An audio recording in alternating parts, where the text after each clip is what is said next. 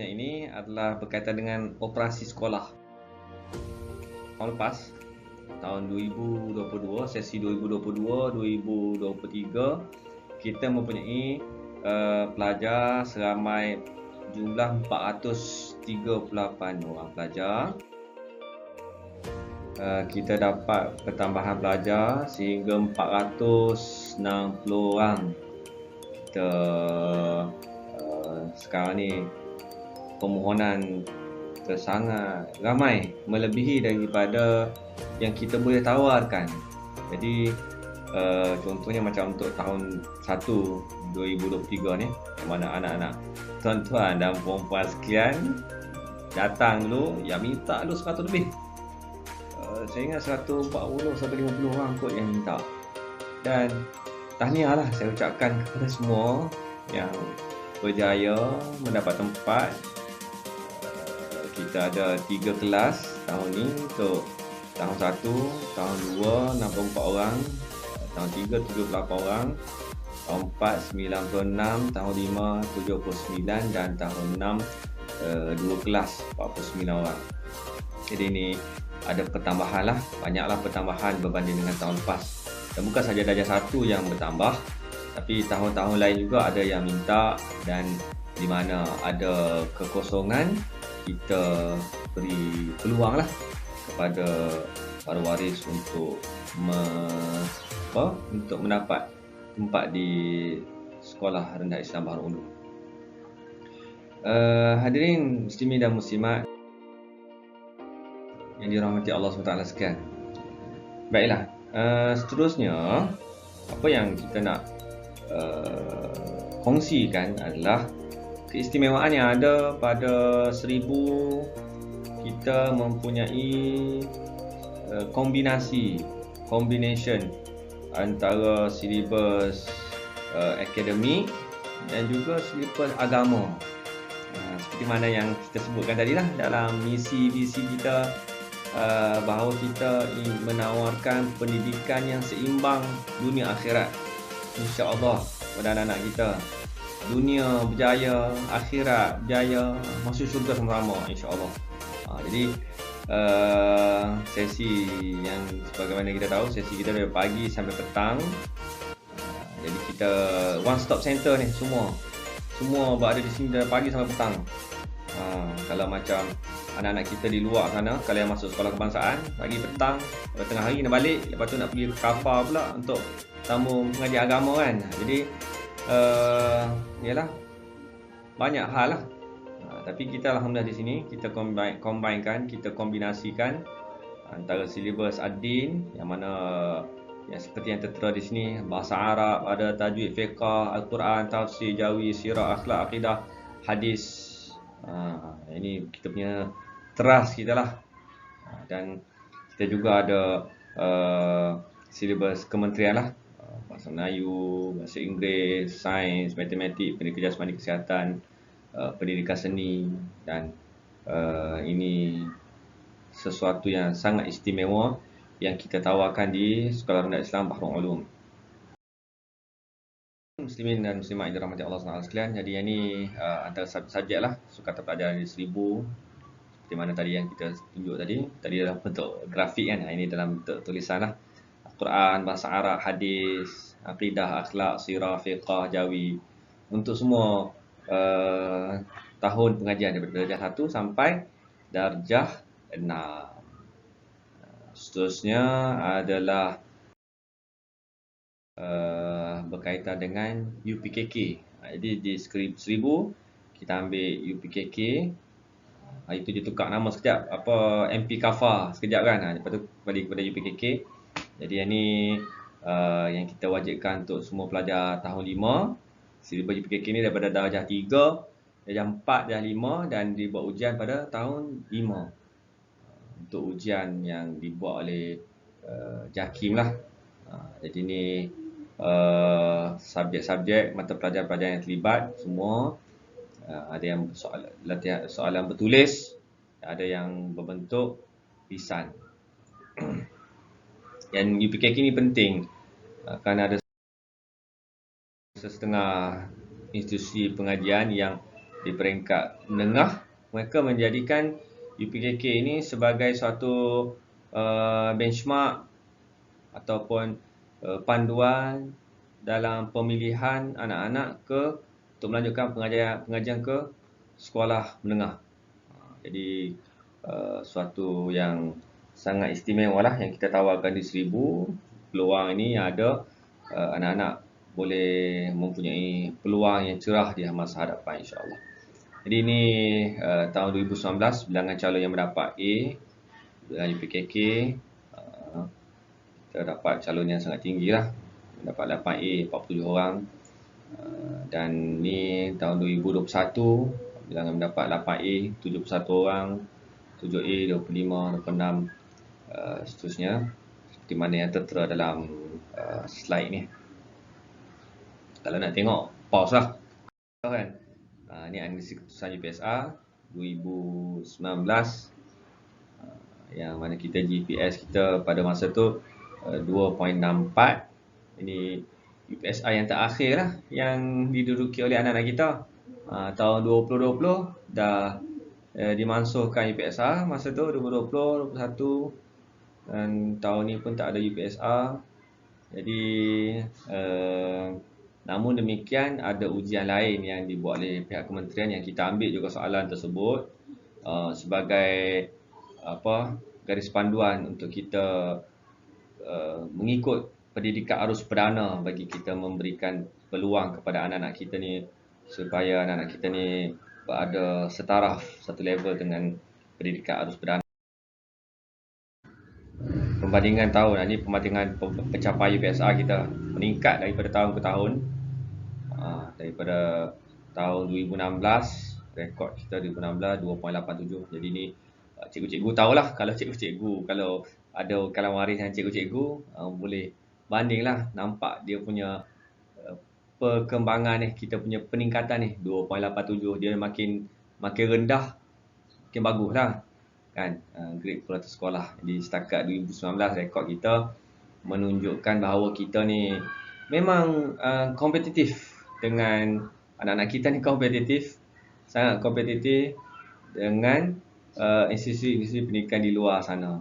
Dan alhamdulillah, ini satu benda yang kita sangat syukurlah atas kejayaan-kejayaan ini. Dan seterusnya ni ditunjukkan dalam bentuk graf 2016 pencapaian UPSR, yang peratus kelulusan semakin 2019 semakin meningkat, dan insya-Allah trend ni dia biasanya akan beginilah insya-Allah sehingga habislah sekolah ni, insya-Allah. Hadirin yang dirahmati Allah SWT sekalian, tadi dah bentuk dalam kejayaan kita dalam kurikulum. Jadi kita juga di Seribu sangat menitikberatkan bukan sahaja kurikulum akademik Al-Quran, tetapi kita juga menitikberatkan juga tentang perkara berkaitan dengan co-kurikulum, yakni aktiviti-aktiviti luar anak-anak kita. Kita ada kadet amal dengan amal banat dalam pasukan beruniform. Kemudian kelab dalam persatuan, kita ada kelab robotik, doktor muda, kebudayaan, kemahiran Al-Quran, seni visual, pengucapan bahasa awam. Dan alhamdulillah kita dari sudut robotik ni kita sangat menonjol lah dalam sedap kelab robotik ni. Dan di Seribu sendiri kita ada dapat bantuan daripada PSC, Penang Science Cluster, yang memberikan set robotik. Kita ada berapa, saya lupa lah, ada berapa bantuan yang diberikan, set komputer dalam 10 set kalau tak silap lah. Komputer yang diberikan oleh PSC untuk kita buat kelas robotik kepada anak-anak kita. Dan pelibatan kita bukan sahaja di peringkat negeri, bukan sahaja di peringkat nasional dan di negara, bahkan kita juga terlibat dalam peringkat international. Kita pernah hantar anak-anak kita untuk masuk pertandingan peringkat international yang dianjurkan oleh Amerika, US kan. Adalah beberapa event yang kita join secara online tak pergi sana lah. Secara online. Mereka buka untuk pertandingan. Lepas tu kita join. Bayarlah sikit, kita carilah dana untuk iuran penyertaan tu. Menang tak menang lah kan, international kan. Tapi at least kita cuba untuk masuk ke peringkat international sebagai exposure ataupun pendedahan kepada anak-anak kita. Dan sukan dan permainan, bola sepak, bola jaring, badminton, pingpong, olahraga, catur. Jadi ni antara sukan dan permainan yang kita aktif. Kita punya fikir co-curriculum ni Ustaz Naim sangat aktif lah. Jadi kita pun terlibat dengan MSPP, join MSPP, buat pertandingan friendly match dengan sekolah-sekolah lain, sebagai pendedahan kepada anak-anak kita ni, supaya anak-anak kita tidak terkongkong di sekolah ni, jumpa dengan orang, lawan dengan orang, berkomunikasi dengan orang luar, dan ini akan membentuk peribadi mereka, insya-Allah. Dan seterusnya adalah aktiviti kita. Antara aktiviti tahunan ni Ihtifaz Sanawi. Jadi tuan-tuan dan puan-puan, kalau nak tengok aktiviti, kita tengok dalam Facebook 1000, tulis 1000 Sekolah Rendah Islam Baru tu. Memang di situ banyaklah. Ini antara contohlah Ihtifaz Sanawi yang kita buat setiap tahun. Dan tengok aktiviti-aktiviti kita yang lain lah dalam Facebook. Gambar-gambar semua memang terkini lah, insya-Allah. Anak-anak kita masuk sekolah, dalam kelas kita ambil gambar, showcase. Anak-anak kita makan, anak-anak kita semayang. Lebih-lebih lagi kalau ada aktiviti-aktiviti ataupun event-event yang tertentu, event-event yang khusus, kita akan dokumentasikan, ambil gambar. Itulah, adalah cerita sikit-sikit banyak kan. Pertandingan celik remaja, lawatan sambil belajar, ke Melaka, itu kita pergi ke Melaka, bawa anak-anak ke Melaka, USIM. Dan juga ada latihan kebakaran, kita panggil bomba untuk buat latihan kebakaran, fire drill kan, Jaulah, UPKK, banyak hadiah kita raikan anak kita yang berjaya. Ni Ihtifaz Sanawi, ni Hari Haiwan Eksotik, Minggu Panitia Bahasa Melayu. Setiap subjek-subjek mata pelajaran ada minggu panitia masing-masing. Samalah macam sekolah-sekolah lain pun. Tapi inilah yang kita buat, alhamdulillah. Hari kemerdekaan, hari-hari perayaan-perayaan kita buatlah. Hari kemerdekaan, mentah desa. Jadi kalau nak kata lebih kurang samalah macam sekolah-sekolah lain, cuma kita mungkin ada spesifik tertentu yang kita fokus kan. Lagi satu, aktiviti memanah. Memanah pun kita sangat menonjol di peringkat negara pun kita terlibat juga kan.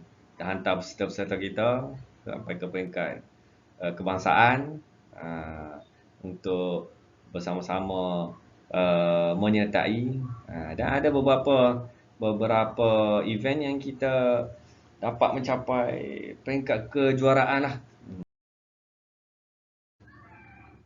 Baik, tuan-tuan dan puan-puan yang dirahmati Allah SWT sekalian,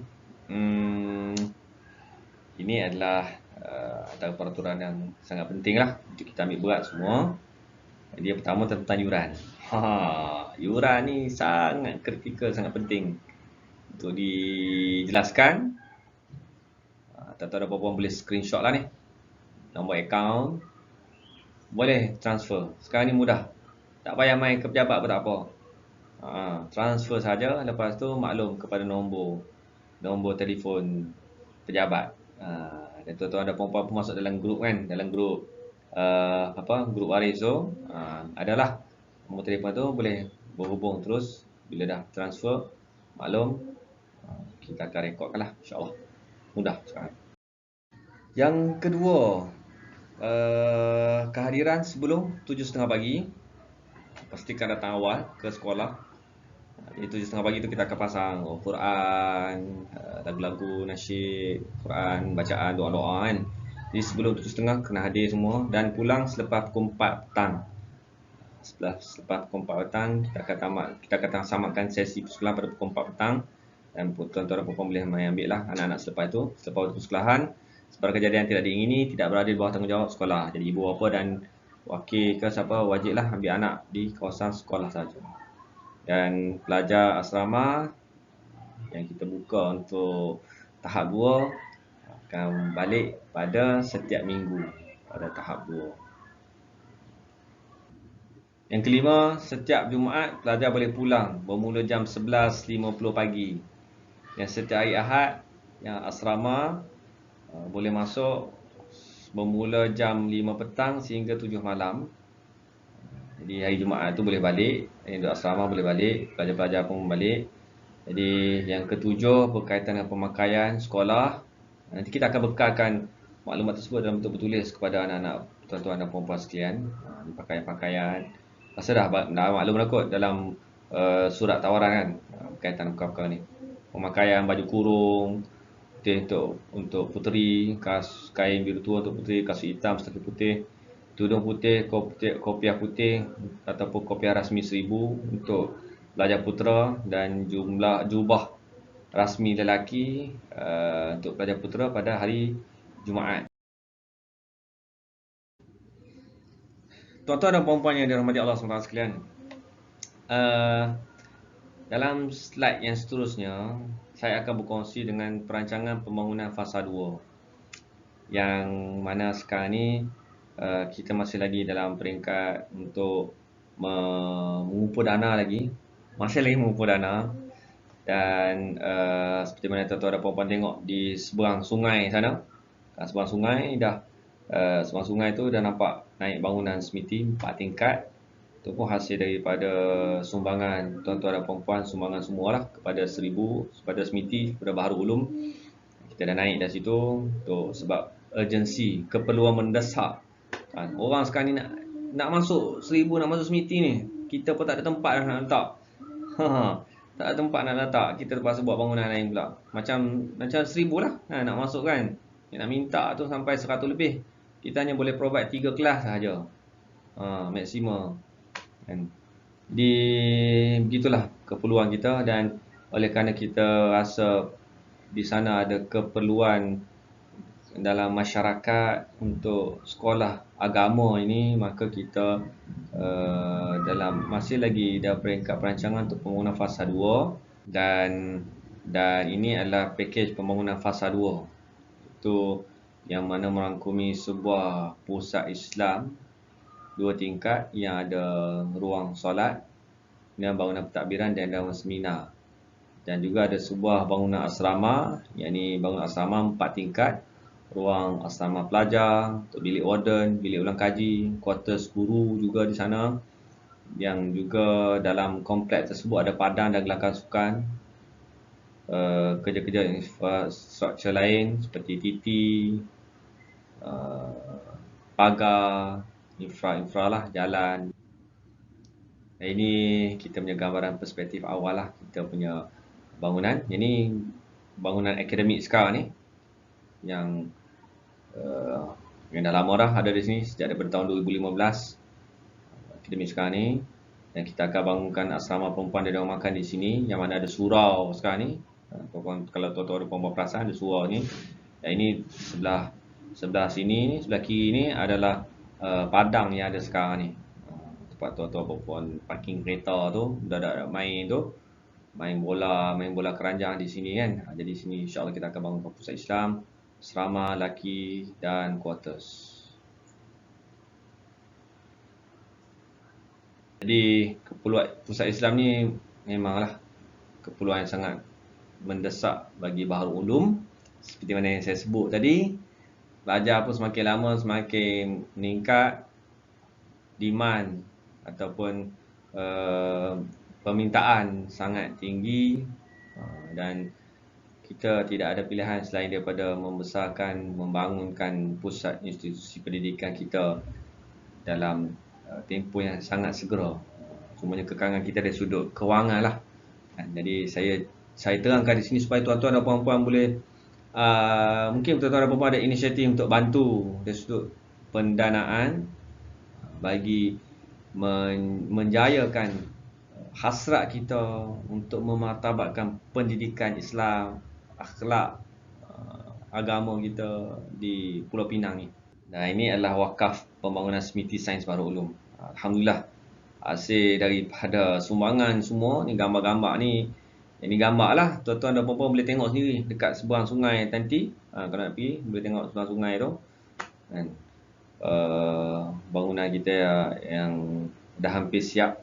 InsyaAllah sesi 2023 ni kita akan boleh bermula lah untuk beroperasi, insyaAllah. Dan masih lagi buka untuk wakaf. Dan juga kita membuka peluang kepada semua, kalau ada yang sudi untuk membantu dari sudut bekalan bahan mentah. Maklumat kepada tuan-tuan dan puan-puan sekalian, yuran yang kita kenakan kepada para waris memang sangat rendah. Tak ada dah sekolah yang rendah macam 1000 ni di Pulau Pinang ni. Dan kita, inisiatif kita mencari infak untuk makanan. Tuan-tuan dan puan-puan nanti yang baru ni boleh tanyalah orang lama kan, mana yuran tu termasuk breakfast, termasuk juga makan tengah hari anak-anak. Kira-kira calculate lah 220-240 sebulan tu.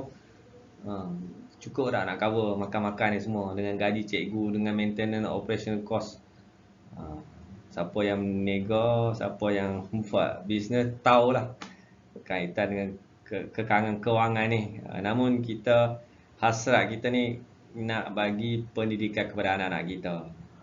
Kalau kita letak yuran mahal, kita akan mengurangkan peluang orang untuk datang ke sekolah agama kan. Tapi kita buat yuran minimum, tapi dalam masa yang sama kita usaha cari infak. Dan tuan-tuan dan puan-puan yang ada rezeki lebih yang Allah Ta'ala berikan, bolehlah berkongsi kepada anak-anak kita ni, untuk kita beli barang keperluan, nasi, beras kan, bahan minum, minyak, kicap, apalah.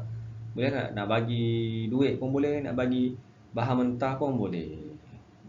Jadi sekian dahulu untuk masa ni lah, untuk sesi ni.